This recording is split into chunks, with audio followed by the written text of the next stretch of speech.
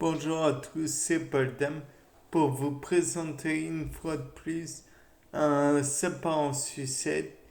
Donc aujourd'hui, je voudrais vous demander ou vous proposer un épisode sur la croissance végétale. Donc ça veut tout et rien dire croissance végétale car on voit le végétal en surface, mais on voit beaucoup moins les racines. Les racines aussi s'agrandissent.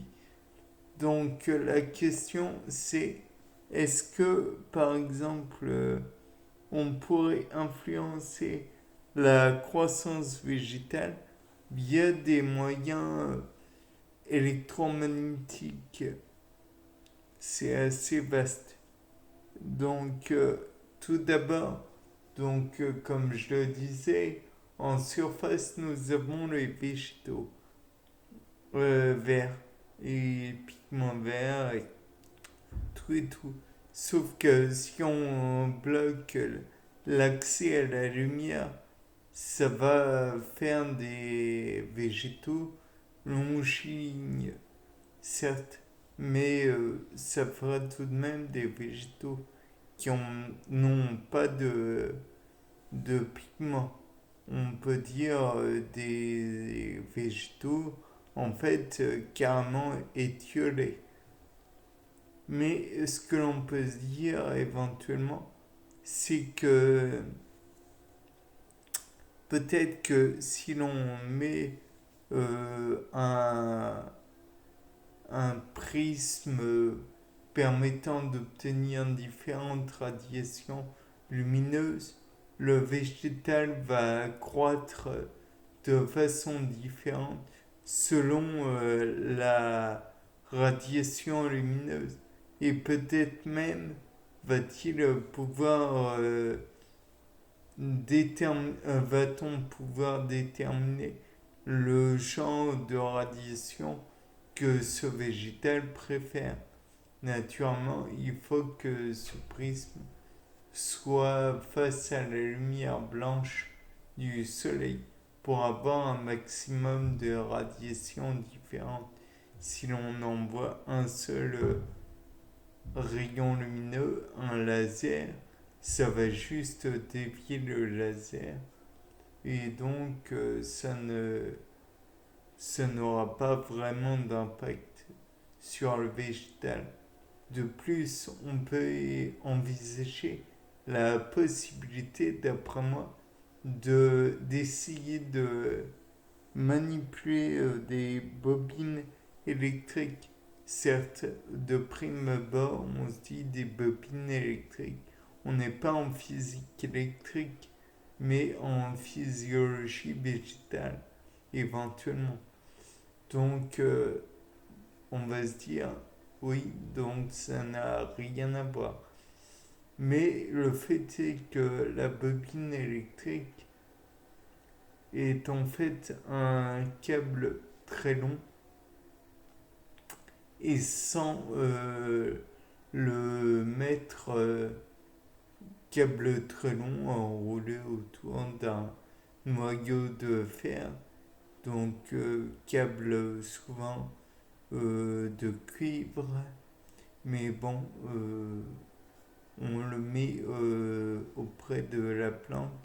Peut-être que celle-ci aura une façon de pousser qui est hors norme, puisque si on arrive à dépasser la gravitation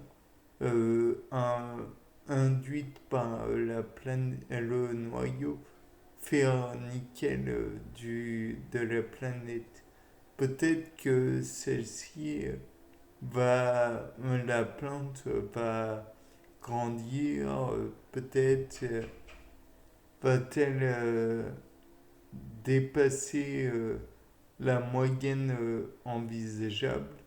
Peut-être que la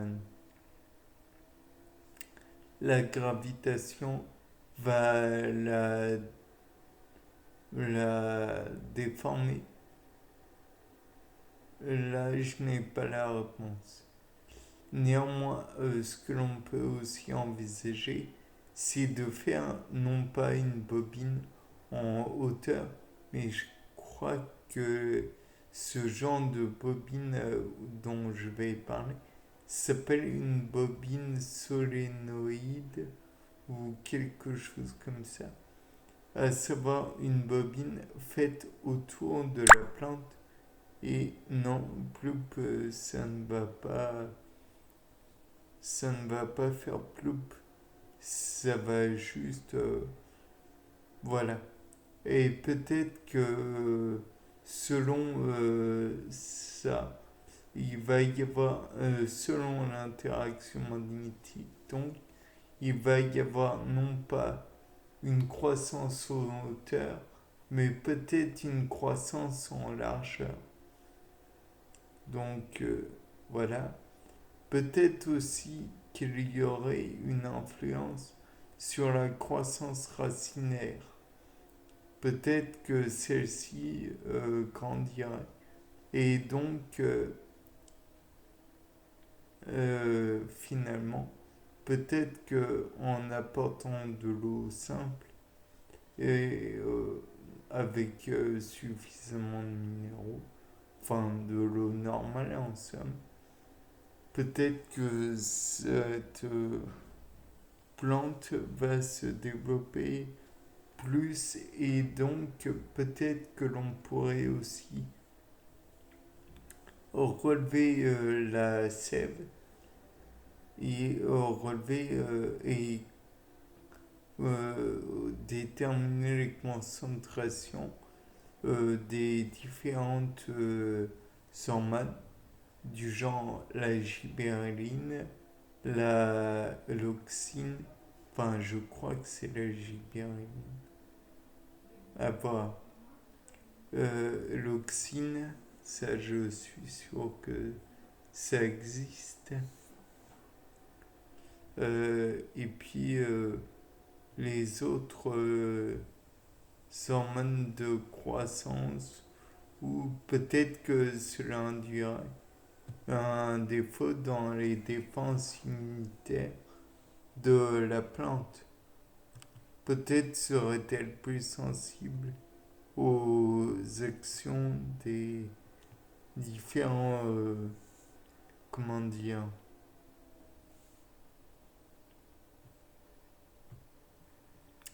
des différents, euh, des différents, des acteurs néfastes pour celle-ci, des nuisibles en somme. Et donc peut-être que elle serait moins apte à faire face, ou peut-être au contraire, cela augmenterait-il sa, sa façon de se défendre et donc peut-être à terme euh, pourrait-elle avoir plus de résistance. Peut-être que cela induirait aussi plus de molécules néfastes finalement à la base qu'elles n'étaient à la base en fait. Peut-être que cela pourrait produire d'autres effets euh, que l'on n'envisage pas encore. Peut-être est-ce que l'interaction électrostatique pourrait induire aussi, mais là pas uniquement chez la plante, mais chez les êtres humains ou les animaux, un genre de problème que l'on appelle l'acromégalie. Et donc, peut-être que chez les animaux, toujours, ça pourrait produire une action sur la glande 48 heures, je crois, et donc faire produire beaucoup plus de GH, la fameuse growth hormone, et donc faire des problèmes d'acromégalie, comme je le disais. Et en somme, finir par endommager le corps humain, puisque, comme vous le savez, plus on a de longueur, plus on est grand, plus on a le cœur qui doit pomper le sang plus fort. Enfin, j'explique mal. On a aussi des problèmes de tension. On a des problèmes de avoir, de toute façon, tous les problèmes que entraîne l'acromégalie. Bien, c'était Paul Dame pour vous présenter un nouveau sapin en sucette. Au revoir.